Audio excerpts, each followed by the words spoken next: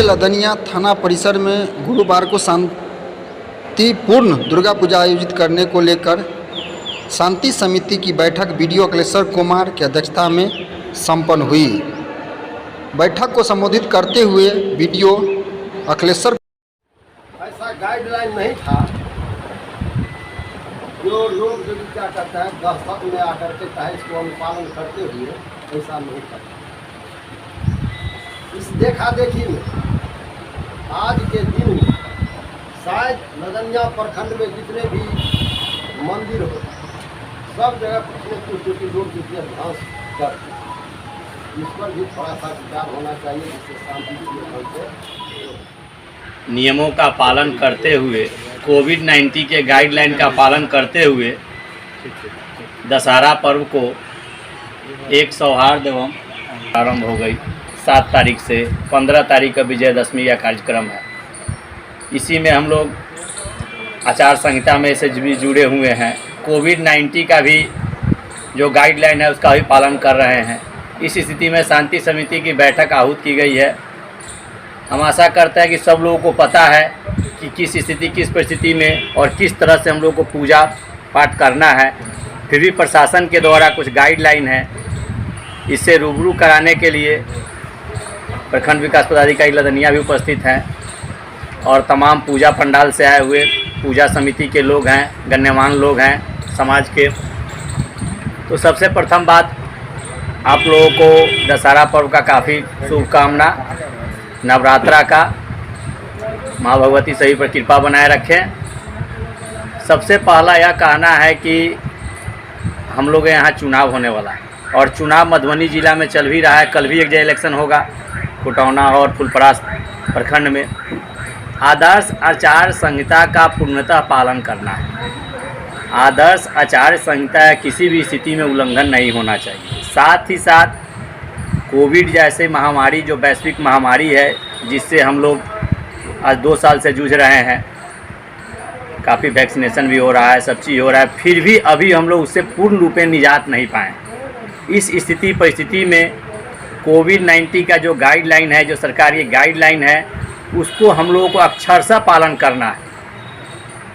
इसी से हम लोग का देश, समाज और हम लोग पालन करने पर ही बच सकते हैं। उसमें कंडीशन लगा हुआ है कि अब वो क्या करना है क्या नहीं करना है। अपने अपने धर्म का पूजा पाठ करना है, लेकिन कंडीशन के साथ करना है। पूर्ण रूपेण डीजे पर प्रतिबंध रहेगा। सांस्कृतिक कार्यक्रम पूर्ण रूपेण प्रतिबंधित रहेंगे। सोशल डिस्टेंसिंग का पालन होगा। मास्क लगाए रखेंगे। विसर्जन में मिनिमम 20 आदमी इस तरह है, मतलब बहुत कम आदमी को जाना है विसर्जन में। किसी प्रकार का मेला का, भव्य मेला का कोई आयोजन नहीं होगा। यानी कहने का अर्थ है कि किसी प्रकार का क्राउड को बेवजह इकट्ठा करने का हम लोग का कोई तामझाम नहीं होगा।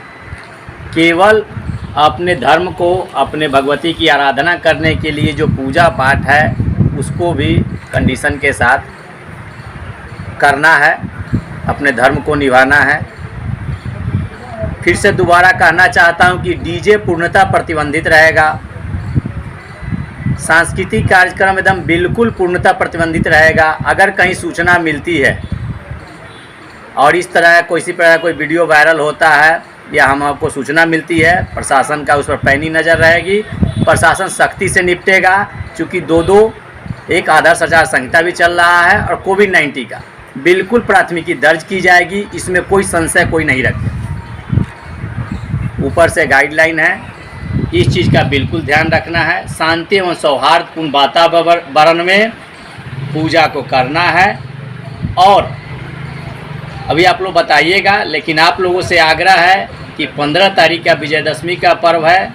15 शाम तक यानी 16 के सुबह तक हर आइडल इमर्शन होना चाहिए। जो अस्थाई अंकुरित भगवती का होगा उसको छोड़कर जो विसर्जन के लिए जो मूर्तियां बनाई जाएंगी वो बिल्कुल 15 विजयदशमी यानी पूजा पाठ समापन के बाद, हवन के बाद रात तक सुबह होते होते भी कर देना है। चूँकि हमारे लदनिया प्रखंड में 24 तारीख को इलेक्शन होना है पंचायत का इलेक्शन 24 तारीख को होना है। प्रशासन को ढेर सारा काम है, इसलिए इससे पहले 15 को विजयदशमी मनाकर 16 के सुबह तक हर इमर्शन होना चाहिए। इमर्शन तो विशेष अब हम आग्रह करेंगे प्रखंड विकास आयोजन लोकतांत्रिक व्यवस्था से संबंधित पर्व का भी शुरुआत हो चुका है। जैसा कि हम लोग पंचम चरण में भी गुजर रहे हैं, उसके लिए भी आप लोगों को धन्यवाद देना चाहता हूं कि इतनी बड़ी संख्या में आप लोगों ने नॉमिनेशन कराया, लेकिन बिल्कुल शांति व्यवस्था का अनुपालन करते हुए आप लोगों ने प्रशासन को सहयोग किया। इसके लिए पुनः ये भूरी भूरी प्रशंसा है, बहुत बहुत धन्यवाद। आज पहला दिन है माँ भगवती की आराधना का। जैसा कि थानाध्यक्ष महोदय ने भी कहा, शैलपुत्री की आराधना की जाती है, ऐसे शुरुआत हो गई है। अक्सर हम लोग शांति समिति की बैठक किसी भी फेस्टिवल के पूर्व करते हैं, जो औपचारिक प्रक्रिया है। लेकिन किसी भी औपचारिक प्रक्रिया को सफल तब तक नहीं माना जाएगा जब इस प्रक्रिया को अनौपचारिक तरीके से अमली जामा नहीं बनाया जाएगा। कहने का मतलब ये है कि हम लोग आपसी सहमति बनाते हैं, बैठक करते हैं। और जैसा कि 2 साल से हम लोग वैश्विक महामारी झेल रहे हैं, थानाध्यक्ष महोदय ने भी कहा कि 3rd फेज कहीं कहीं डोमिनेट कर रहा है, डेल्टा वेरिएंट कहीं कहीं आ रहा है। तो सीमित तरीके से अनलॉक किया गया है, लेकिन कोरोना अनलॉक नहीं है अपने आप में। वो कहीं न कहीं अपना अस्तित्व बनाए हुए हैं और ह्यूमन साइकिल में हमेशा के लिए सर्कुलेट हो गया है। भविष्य में क्या होगा, सभी खांसी बुखार जैसा ही हो जाएगा, ये तो आने वाला मेडिकल साइंस रिसर्च पर डिपेंड करता है। लेकिन वर्तमान में इसका सबसे बड़ा इलाज हम लोग जान भी रहे हैं, प्रिवेंटिव मेजर्स में सोशल डिस्टेंसिंग है, मास्क का है। ये हम लोग नहीं करते हैं, भीड़ भाड़ पर प्रतिबंध नहीं लगा पाते हैं, डीजे पर भी प्रतिबंध नहीं लगा पाते हैं, लाउड स्पीकर वगैरह भी अनटाइमली हम लोग बजाते हैं। बहुत सा लाइसेंस लेने की व्यवस्था है, उसको भी हम लोग नहीं करते हैं। तो कहीं ना कहीं हम लोग सीमा रेखा क्रॉस करते हैं, और जब जैसे ही क्रॉस करते हैं तो फिर इस कमेटी की बैठक की प्रासंगिकता समाप्त हो जाती है। तो हम अनुरोध करेंगे कि भव्य आयोजन न हो, कि धर्म और आस्था का संबंध बाह्य आडंबर से कुछ नहीं है, इसका संबंध आंतरिक शुद्धि से है। और इसके लिए कोई ज़रूरी नहीं है कि हम लोग बड़े बड़े पंडाल और बड़ी बड़ी मूर्तियाँ बना लें और काफ़ी संख्या में भीड़ इकट्ठा करें। इसको प्रतिबंधित रखा जाना चाहिए। सोचने की बात, बारीकी पूर्वक। जैसे ही कोई भी आवाज़ 80 डेसिबल से ऊपर जाती है तो साउंड पॉल्यूशन के दायरे में चला जाता है। अब कितने भी स्वस्थ व्यक्ति हैं, उनके पास में फुल साउंड में यदि डीजे बजा दिया जाए तो लगता है कि वाइब्रेशन होने लगता है हार्ट पर। सेम कंडीशन यदि हम स्वस्थ हैं और हमें उस तरह की परेशानी अनुभव हो रही है, तो फिर बुजुर्ग हमारे हैं और जो है प्रेग्नेंट माताएं हैं, बहनें हैं, उनके गर्भ पर क्या प्रभाव पड़ता होगा। क्योंकि जब आयोजन होगा तो सभी महिला पुरुष सभी जाते हैं वहाँ। कारण यही है कि डीजे पर प्रतिबंध लगाया गया है।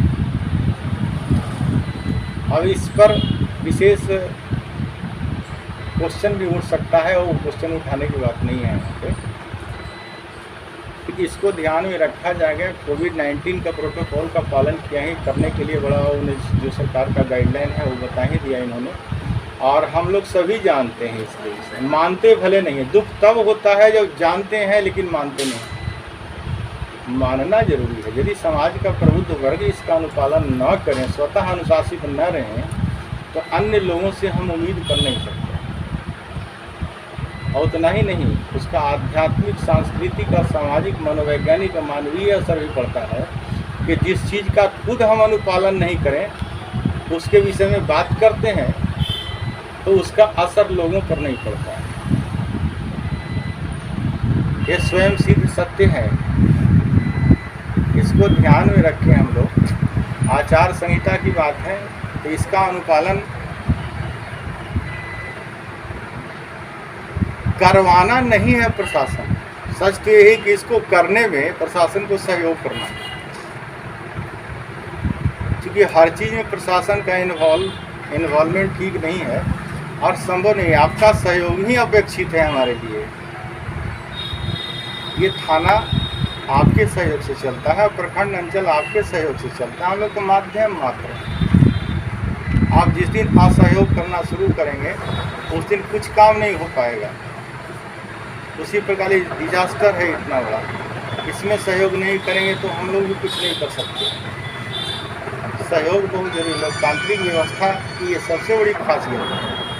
अंतःक्रिया बहुत जरूरी है। हमारी समस्या आप समझ रहे हैं और आपकी समस्या हम समझ रहे हैं। समझने के बाद दूसरी कड़ी होती है उसके समाधान की ओर, और समाधान में भी दोनों कानून आश्रय संबंध है, इंटरडिपेंडेंट है। हम आपको मिलना चाहिए। तो एक तो लोकतांत्रिक पर्व है, एक सांस्कृतिक और ये धार्मिक पर्व है। ये दोनों पैरेलल चल रहा है। अब किस प्रकार से हम लोगों को संतुलन बनाना है, हम लोग मिल बैठ कर के हम लोग बातचीत कर रहे हैं और इसी नज़रिए से हम लोग यहाँ से चलें कि भाई हर व्यक्ति जो है कुछ न कुछ प्रयास करें ये संदेश पहुँचाने का, लोगों को समझाने का। दुख ये है कि जानते हैं मानते नहीं, तो मानने के लिए ज़रूरी है कि हम उस बिंदु को आत्मसात करें, तभी संभव है। और चूँकि लदनिया में तो हमने एक खासियत देखा है एक साल के कार्यकाल में, शांति प्रिय लोग। बात रही छोटी मोटी न्यूसेंस क्रिएट करने की, तो वो चारों तरफ वो मैटर है। आसुरी और दैवी शक्तियाँ हमेशा पैरेलल चली है, चाहे किसी भी काल में देखा जाए। सतयुग में देखा जाए तो भी है, द्वापर में वो भी है, त्रेता में वो भी है, कलयुग तो कलयुग है, लेकिन पैरेलल चली है दोनों शक्तियाँ। और प्रतिशतता में कम नहीं है। जितनी प्रतिशत आसुरी शक्तियाँ सतयुग में काम करती थी उतनी ही प्रतिशत आज भी है। अंतर यह है कि हम लोग को ज़्यादा लगता है क्योंकि पॉपुलेशन जो है सब मल्टीप्लाई हो रहा है। उस समय के पॉपुलेशन और आज के पॉपुलेशन निकाला जाए तो रेशियो मोटा मोटी बराबर है, और दैवी शक्तियाँ आसुरी शक्तियों की संख्या भी लगभग बराबर है।